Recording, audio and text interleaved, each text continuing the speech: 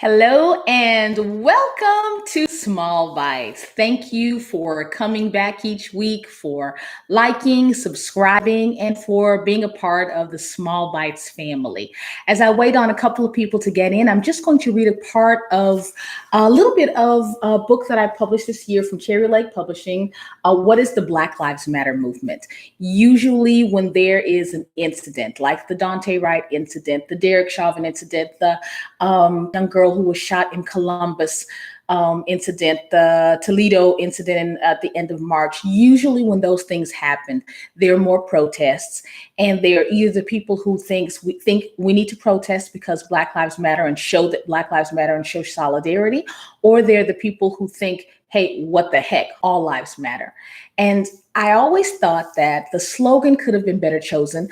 If we had said Black Lives Matter too, maybe people wouldn't feel the need to rebut it. But I want to talk I think it's important to know that basically Black Lives Matter means, hey, our lives matter too. Because studies and statistics have shown that Black and brown bodies are policed differently than white bodies. I think the biggest thing has been watching the Capitol insurrection on January 6th. I think everyone thought if that had been Black Lives Matter protesters going in and breaching the Capitol, there would have been a lot more deaths. And I don't think anyone argues that. So maybe if you are the person who thinks that Black Lives Matter, what's that? Maybe that'll give you a little food for thought. All right, I'm going to read. These activist groups became the driving force. I'm talking about like the NAACP and other early organizations for Black lives or for civil rights. These activist groups became the driving forces behind the great civil rights movements of the 60s. Protests highlighted the systemic injustices still endured by Black people in the 100 years after the end of slavery. And since those injustices still exist, that's why there are protests and groups. BLM is kind of the millennial version of the NAACP. So I hope that helps. If you'd like some more information, please reach out on Twitter, Instagram, Facebook, or find me on email, and I would love to have a conversation about that. Now, to get on to Small Bites, it's been a rough week and a half. There have been several incidents that my students are asking about. I know other teachers are asking about. I've gotten some email, hey, how would you have handled this, from people I talk to, people I do trainings for. And I've done so many since probably November. I think I've done about 4 Small Bites that focus on, hey, how do we talk to our students about fill in the blank? I just wasn't going to do it again. You know, there is evil in the world. What we need to focus on is the way that we meet each other with empathy and understanding. And in this week's blog, I talk a lot about how everybody wants to be right, and we all feel we're right and the other side is wrong. And sometimes that's true. However, nobody likes to be called out and told that they're wrong. So this week's episode is entitled Isms and Phobes. Oh my God, he's such a racist. Oh, that racist cop. Oh, that racist teacher. Oh, that. When we do that, whether or not the behavior is indeed racist, we don't open up an opportunity for discourse. And that's the only way unless we get people to understand why the behaviors might disenfranchise one group or another, we don't get a chance to get the people who need to change most to change. Because if we want change in society, it's not a Black problem. It's not a brown problem. It's not a BIPOC problem. It's not even a people who understand that there's a problem. It's a general society foundational problem. So this week, I'm really concentrating on having you focus on what kinds of conversations you can open up and how you can have those conversations in your classrooms, on your campuses, in order to produce more fruit and less strife. The first thing we have to do is listen to the other side as though it's as valid as our own. That's important, and that's going to be hugely important. Even if you think, as we used to say when I was a kid, he's talking out of the side of his neck. Even when you firmly believe that, when you stand on your campus in your classroom and you talk with someone who does not believe with what you believe, unless you are able to actively listen and meet them with empathy, unfortunately, you are unlikely to have any kind of common ground in which to even agree to disagree. So, all this week, I'm talking about, especially in these conversations about police brutality, about racism, about doing the work of allyship so that there is a more level playing field.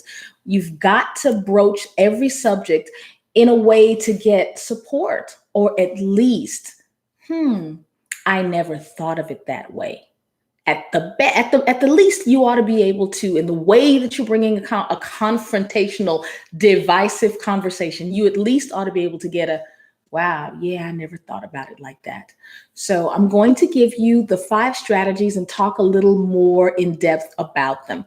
This week, again, I'm not doing the minute strategies. I am doing the reflection strategies, because the last couple of weeks, this year has been extremely violent, with mass shootings, with uh, police shootings, with workplaces that have been shot up, and there's just a lot going on. And so I want these reflections are more this week in terms of your students and your staff, whereas last week it's really a very internal kind of thing. First of all, I'd like to ask, why do you think that police violence in the US is so much higher than in other democratic countries? We talk about policing often in terms of race, but we don't talk about it in terms of its nature, its violent nature, and its heightened violent nature when compared to other similarly developed countries. So that's something that it would be great to talk about students with that. Why is policing more violent here than in other countries? The other is why do disciplinary practices in schools tend toward punitive measures rather than restorative ones? Restorative justice measures allow you to ask someone, what did you do? What were you thinking when you did it? Who else did it impact? And how can you restore what you took away from the community when you did whatever that thing was? That's a better way, in general, to handle things. We think of an eye for an eye, a tooth for a tooth as far as revenge is concerned, but we don't think about it very much in, oh, I accidentally broke my neighbor's window. I have to fix my neighbor's window. Oh, we beat Rodney King up so that he was really hurt for a long time. What can we do to restore that? And that traumatized the Black community. What can we do to change policing in that way that we restore what we took from him and from the community? Those kinds of things. The third is, what is one way you can bring restorative practices into your daily classroom or campus routine? How can you make it be a thing so that when kids are talking, hey, I know you're talking and I know you want to talk to your friends, but what does that look like for everyone else who's trying to work? How can you be a better classmate, a better peer, a better friend? Those kinds of questions. The fourth is to name 3 ways that you can make room on your campus for respectful discourse on divisive topics. That starts with the reflections that you did last week, and it moves on to how you can stand in your classroom or in a staff meeting and, without an aggressive, I know I'm right, and oh my God, how can you think that way kind of a mentality, talk about, we've seen some real violence lately. Maybe we should talk about gun control in different ways. Maybe someone thinks over my, from my cold dead, what is it, from my cold dead hands? But you should be able to talk about it in a way that allows you both to gain more understanding. What are you afraid of in losing your guns? What are you afraid of in keeping guns? Those kinds of things. So name 3 ways this week, just for you, that you can make room on your campus for respectful discourse on divisive topics. And my final reflection this week is, how can you change from leading discussions to mediating discussions? This is especially for my classroom teachers, but also for PD leaders and for admin when you're having staff meetings.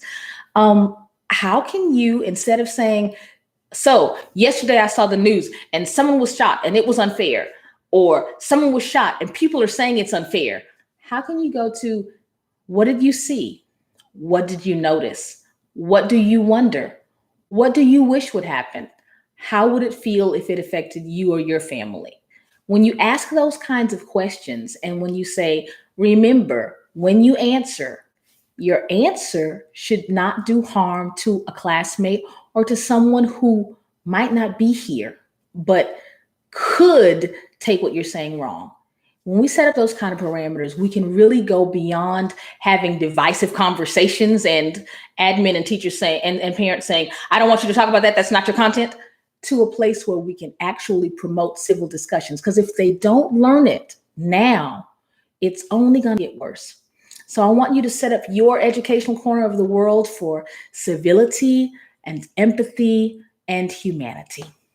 That's all this week. I just want to thank you once again. Like, subscribe if you haven't already. Tell your friends, and I will be here next week with another episode of Small Bites. Episode 45, y'all. Thank you and good night. Hey, Tracy, and whoever else is out there, thank you and good night.